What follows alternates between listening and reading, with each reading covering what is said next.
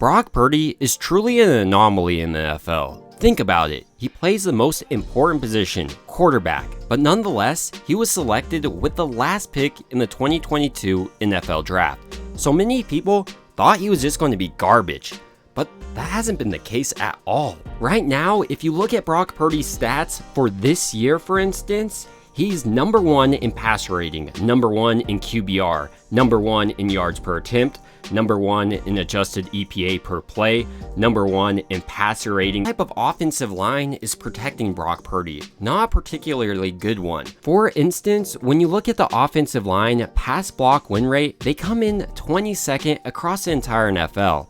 That's why I always push back when people say Brock Purdy doesn't elevate the play of players around him. He's a quarterback right now, number 1 in QBR, number 1 in pass rating, and all those other categories I mentioned.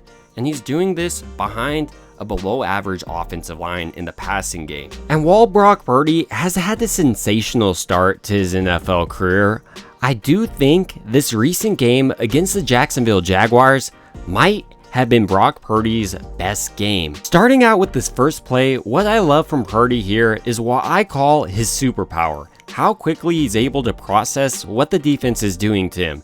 And this does go along with Kyle Shanahan's play design, because I love the motions Kyle Shanahan uses as well, because it makes life a lot easier on a quarterback. Here specifically, you can see how Deebo Samuel's man is following him everywhere he's going.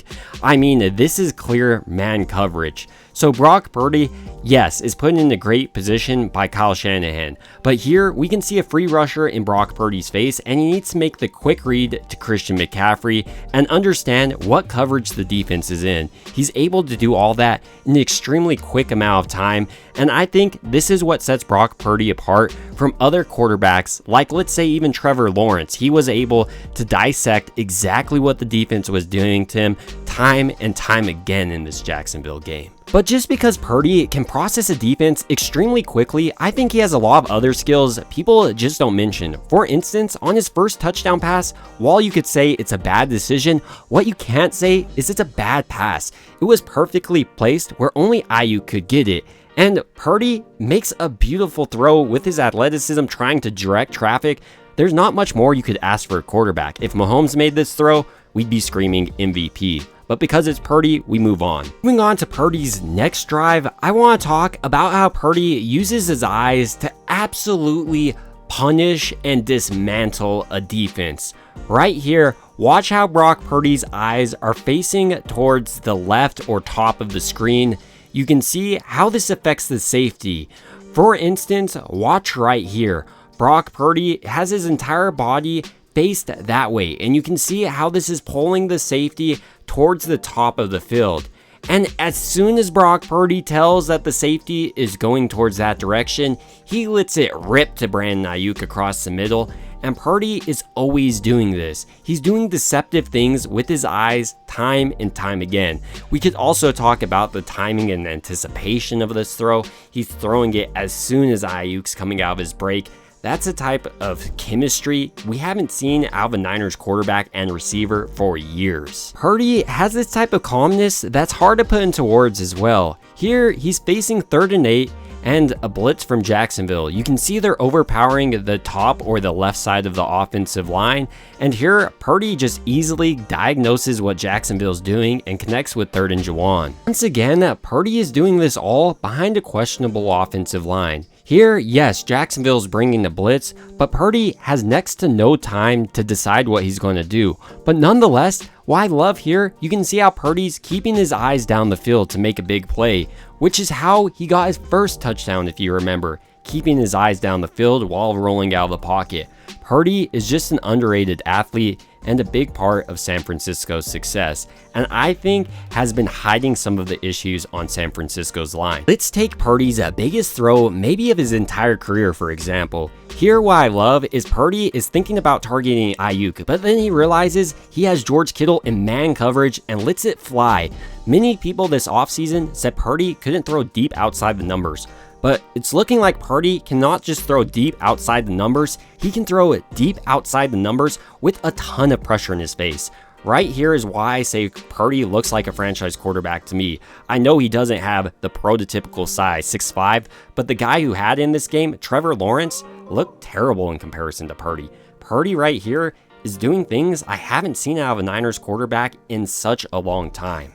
Purdy is someone that doesn't just do this once or twice in a game though. He is consistently solid as an NFL quarterback. For instance, facing 3rd and 9 here only a few drives later, we can see Purdy deliver another massive play. With pressure in his face, he's able to find Brandon Ayuk with anticipation, and this is a beautiful play. But maybe more importantly, it didn't stop the Niners' momentum. It allowed them to continue to drive down the field and allowed Deebo Samuel to subsequently score. So without Brock Purdy, this drive would have never got going. On the next drive though, Purdy ended it in an unlikely way, a touchdown to fullback deep in coverage. And this is another skill that I think might be a little underrated for Purdy. He's not a quarterback who's constantly pre-deciding where he's going to go to the ball. George Kittle, Brandon Ayuk, no, he's just finding the guy that's open in the coverage. He plays the play how it should be played. When we examine the next drive for Purdy, facing 3rd and 6, Purdy is able to find Ronnie Bell deep over the middle despite having a defender just crush him. This is incredible from Purdy. He doesn't need to go out there and wait in the pocket this long to make a throw, but he does, not just for himself, but to give Christian McCaffrey the opportunity to break the record. He was saying before this drive how he was thinking, we need to go down there and get this done, and Purdy got it done kind of himself on that play. Overall in this game, I would have to say I'm impressed by Brock Purdy, but that's been the story throughout this year. Think about all the incredible things Purdy has been able to do. Number 1 in QBR, number 1 in passer rating, while being called Mr. Irrelevant, having a UCL tear, and people calling for you to be benched. This is the number 1 quarterback in the league right now according to his QBR and his passer rating. But many people are still talking about him like he's a nobody. But the fact is, Purdy might be San Francisco's most deadly weapon on the offensive side of the ball. I know that might sound a little absurd considering San Francisco has guys like Christian McCaffrey, George Kittle, Deebo Samuel, Brandon Ayuk, and the list seemingly just goes on. But he really wants to target, and that's what makes Brock Purdy such a deadly weapon.